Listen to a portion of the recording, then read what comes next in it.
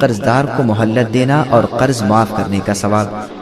پھر آگے اللہ ارشاد فرماتے ہیں کہ اگر تنگی والا شخص ہو اور اس کے پاس تمہارے قرض کی ادائیگی کے قابل مال نہ ہو تو اسے مہلت دو کہ کچھ اور مدت بعد ادا کر دے۔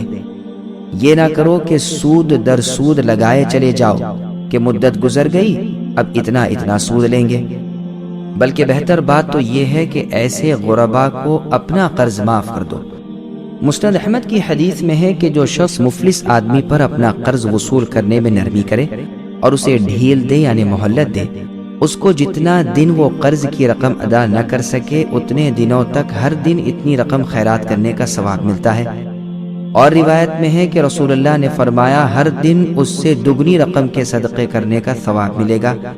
یہ سن کر بریدہ رضی اللہ عنہ نے کہا اللہ کے رسول، پہلے تو آپ نے ہر دن اس کے مثل ثواب ملنے کا فرمایا تھا، آج آپ 2 مثل فرماتے ہیں؟ فرمایا ہاں، جب میعاد ختم نہیں ہوئی تو مثل کا ثواب، میعاد گزرنے کے بعد 2 مثل کا۔ یہ روایت مسند احمد کی ہے۔ ابو قتادہ رضی اللہ عنہ کا قرض ایک شخص کے ذمے تھا، وہ تقاضا کرنے کو آتے لیکن یہ چھپ رہتے اور نہ ملتے۔ ایک دن آئے، گھر سے ایک بچہ نکلا، آپ نے اس سے پوچھا کیا تمہارا باپ گھر میں موجود ہے؟ اس بچے نے کہا ہاں گھر میں موجود ہیں، کھانا کھا رہے ہیں۔ اب ابو قتادہ رضی اللہ عنہ نے اونچی آواز سے انہیں پکارا اور فرمایا مجھے معلوم ہو گیا ہے کہ تم گھر میں موجود ہو، آؤ باہر آؤ، جواب دو۔ وہ بیچارے باہر نکلے۔ آپ نے کہا کیوں چھپ رہے ہو؟ کہا بات یہ ہے کہ میں مفلس ہوں، اس وقت میرے پاس رقم نہیں، بوجہ شرمندگی کے آپ سے نہیں ملتا۔ آپ نے کہا قسم کھاؤ۔ اس نے قسم کھا لی۔ آپ رو دیے اور فرمانے لگے میں نے رسول اللہ سے سنا ہے جو شخص نادار قرض دار کو ڈھیل دے یا اپنا قرضہ معاف کر دے وہ قیامت کے دن اللہ تعالیٰ کے عرش کے سائے تلے ہوگا۔ یہ روایت صحیح مسلم کی ہے۔ ابو یعلا نے ایک حدیث روایت کی ہے کہ رسول اللہ فرماتے ہیں قیامت کے دن ایک بندہ اللہ تعالیٰ کے سامنے لایا جائے گا، اللہ تعالیٰ اسے سوال کریں گے کہ بتلا میرے لیے تو نے کیا نیکی کی ہے؟ وہ کہے گا اے اللہ، ایک ذرے کے برابر بھی کوئی ایسی نیکی مجھ سے نہیں ہوئی جو آج میں اس کی جزا طلب کر سکوں۔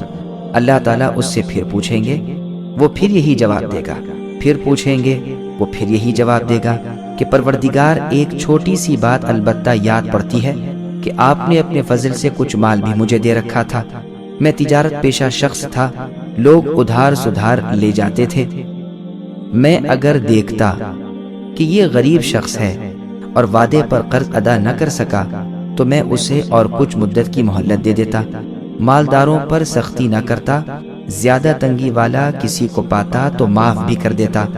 اللہ تعالیٰ فرمائیں گے پھر میں تجھ پر آسانی کیوں نہ کروں، میں تو سب سے زیادہ آسانی کرنے والا ہوں، جا میں نے تجھے بخشا، جنت میں داخل ہو جا۔ یہ روایت بخاری اور مسلم وغیرہ کی ہے۔ عباد ابن ولید رحمہ اللہ فرماتے ہیں کہ میں اور میرے والد طلب علم نکلے اور ہم نے کہا کہ انصاریوں سے احادیث پڑھیں۔ سب سے پہلے ہماری ملاقات ابو الیسر رضی اللہ عنہ سے ہوئی، ان کے ساتھ ان کے غلام تھے جن کے ہاتھ میں ایک دفتر تھا اور غلام اور آقا کا ایک ہی لباس تھا۔ میرے باپ نے کہا چچا آپ تو اس وقت غصے میں نظر آتے ہیں۔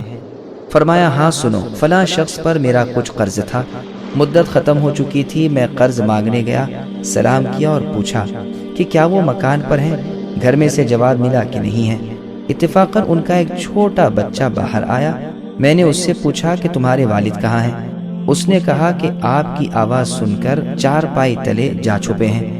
میں نے پھر آواز دی اور کہا کہ تمہارا اندر ہونا مجھے معلوم ہو گیا ہے، اب چھپو نہیں، آؤ جواب دو۔ وہ آئے، میں نے کہا کیوں چھپ رہے ہو؟ کہا محض اس لیے کہ میرے پاس روپیے تو اس وقت ہے نہیں، آپ سے ملوں گا یا تو کوئی جھوٹا عذر ہیلا بیان کروں گا یا غلط وعدہ کروں گا، اس لیے سامنے ہونے سے جھجکتا تھا۔